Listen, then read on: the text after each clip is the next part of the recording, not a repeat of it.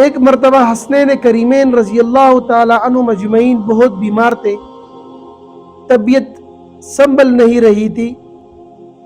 خاتون جنت نے دونوں شہزادوں کی صحت یابی کی منت مانی کہ اللہ ان دونوں بچوں کو صحت مل گئی تو ہم میاں بیوی دونوں 3 دن تک لگاتار نفلی روزے رکھیں گے۔ اللہ جل شانہ نے اپنے رحمت خاصہ سے ان دونوں شہزادوں کو صحت عطا کر دی، تو حضرت علی رضی اللہ تعالی عنہ نے اور حضرت فاطمہ رضی اللہ تعالی عنہ نے روزہ رکھنا شروع کر دیا۔ صبح سحری کی افطاری کے وقت ان کے پاس ایک روٹی تھی۔ افطاری کا وقت قریب تھا، دروازے پہ ایک سائل آیا، دستک دی اور کہا اللہ کے نام پر جو کچھ ہے مجھے دے دو۔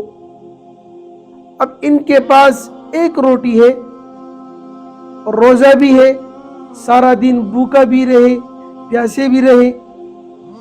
جب اللہ کا نام آیا تو ان لوگوں نے اللہ کے نام پر وہ روٹی جو ان کے پاس تھی وہ روٹی سائل کو دے دی اور روزہ پانی سے افطار کیا۔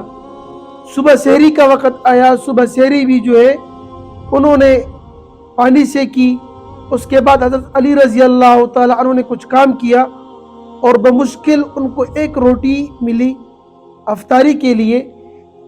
جب بیٹے تو اس وقت دوبارہ دستک ہوئی اور سائل نے باہر سے یہ آواز دی کہ اللہ کے نام پر جو کچھ ہے مجھے دے دو۔ اب ان کے پاس وہی ایک روٹی تھی۔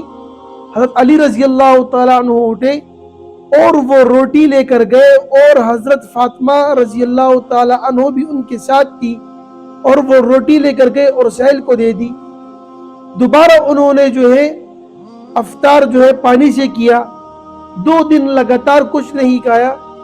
تیسرے دن جب پانی سے دوبارہ سحری کی اور پھر کچھ کام کیا اور ایک روٹی لے کر آئے تو اس وقت دروازے پر ایک اور سائل آیا۔ 3 دن روزہ تھا، 3 دن سائل آیا، 3 دن سے کچھ بھی نہیں کھایا تھا۔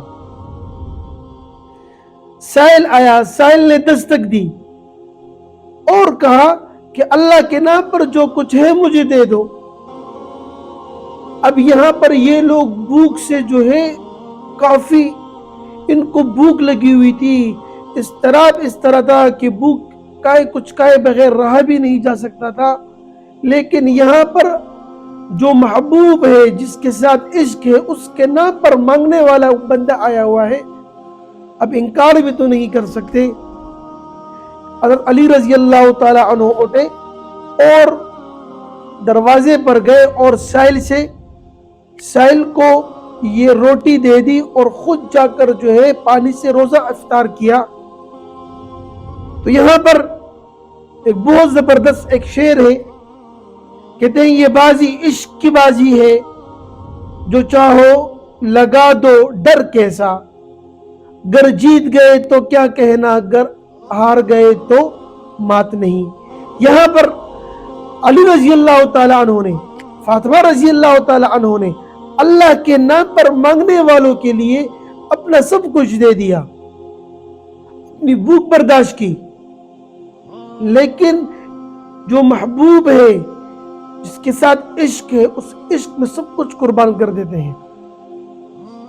آج مسلمان کو پتہ ہے کہ اللہ کے راستے میں اگر کوئی اللہ کے نام سے مانگے تو ہم اس کو واپس لوٹا دیتے ہیں، کچھ ہوتا بھی ہے ہمارے پاس پھر بھی نہیں دیتے، تو اس لیے ہمارا عشق ان کے ساتھ وہ نہیں ہے تو صحابہ کا عشق تھا۔